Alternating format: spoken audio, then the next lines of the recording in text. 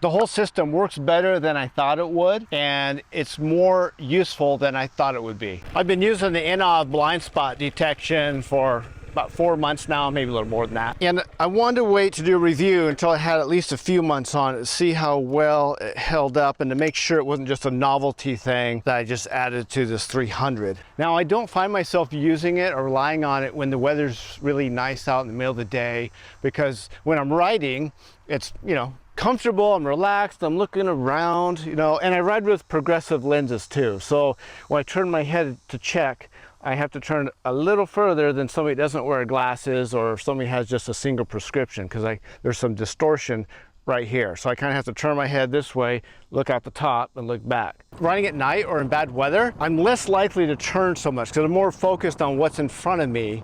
And then also in inclement weather and at night, it's very difficult for me to judge the distance of the headlights coming up, especially in this multi-lane traffic down here in Foley, Alabama and Gulf Shores. Say at night, the headlight issue and judging the distance is no one problem. Riding in the heavy rain down here, my attention is so focused on what's in front of me because of the water on the road and the rain coming down so hard right in my face. Plus I'm soaking wet and I'm comfortable. So in rain, my field of vision really becomes narrow. And so I'm like 80–90% right here, and I'm hesitant to look over. It just becomes solidified as I'm cruising down the highway, because I do take this thing for longer trips. It worked consistently the same whether it was nice and sunny out, if it was rainy, if it was night, if it was dirty. I put it through the car wash a couple of times. It's very reliable. So when you first turn it on, this thing will just blink at you, let it know it's working. I have not adjusted it since I installed it 4 months ago, and it works perfectly. It's similar to my first experience with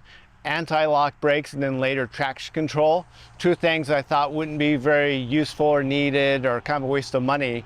And of course now, I think those things are wonderful. This I could see being very useful in Thailand. There are motorbikes and scooters everywhere. The 110 to 125, 160, that's the most common. And these little scooters will come up right in that blind spot. It's just one more set of eyes, right? A third eye confirming if the coast is clear. It's just one more thing along with the traction control, the anti-lock brakes, and now the blind spot detection. I'm definitely going to be trying this out in Thailand. Anything to keep me from getting into an accident. I think it's a small investment. $300 doesn't seem like much money after you've been into a wreck, laying on the ground all bloody. Maybe you're not dead, but some piece of your body is broke. The older I get, the safety stuff that makes me a better rider than I really am. You know, I really do like that. I need this on the ADV 160 in Thailand. And today I get to add the third eye from INNOVV on my 2021 XMAX 300.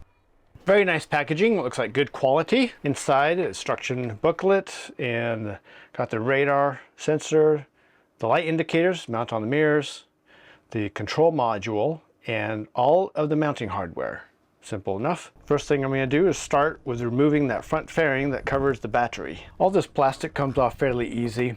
It's just screws, push pins, clips. It's a little bit time consuming because I haven't taken hardly any of this plastic off before. I'm going to remove more plastic than I think I need to remove, just to make it easy to install, easy to route the wiring, move the control module around, decide exactly where I want to mount that, where I'm going to get 12-volt power for that. All these things come off fairly easy. I'm guessing it's going to take me more time to take it apart than it will to put it back together. Some of these pieces fit pretty tight just with the clips. Just want to make sure I get all the screws and push pins pulled out before I really start wrenching on this plastic. I remove the phone mount there and the center of the handlebar. Then I'll remove that cover, but first I'm going to remove the windscreen and the mirrors. Those have to come off, of course, so I can remove the handlebar cover. Some of this plastic, I'm sure I don't need to take it off. And yeah, this one, there's nothing underneath it. I did not need to take that off. Got my multimeter to figure out where I want to get my power from. And removing the storage compartment.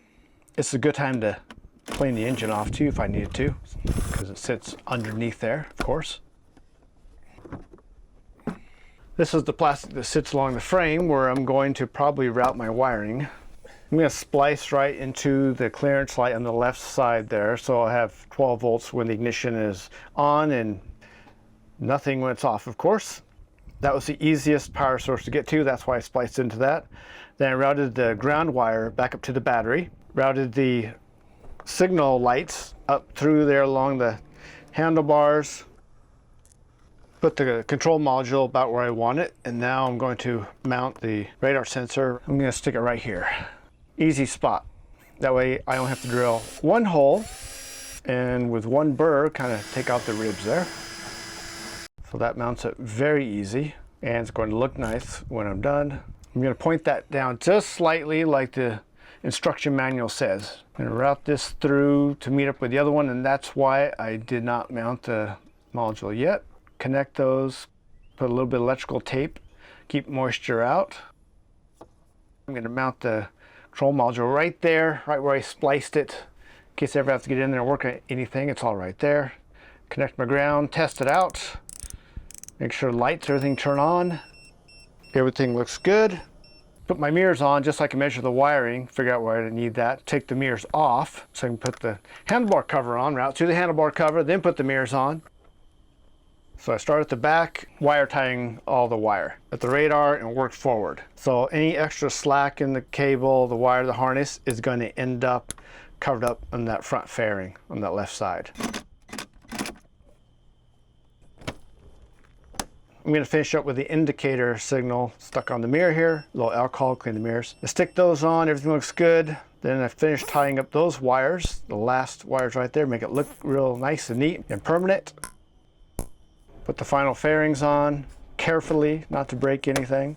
And going back together is much faster and easier than taking it apart. This took longer than I expected. I did get interrupted, but if I had to do it again, it would take me a total of an hour at the most, where this has been about a 4-hour project.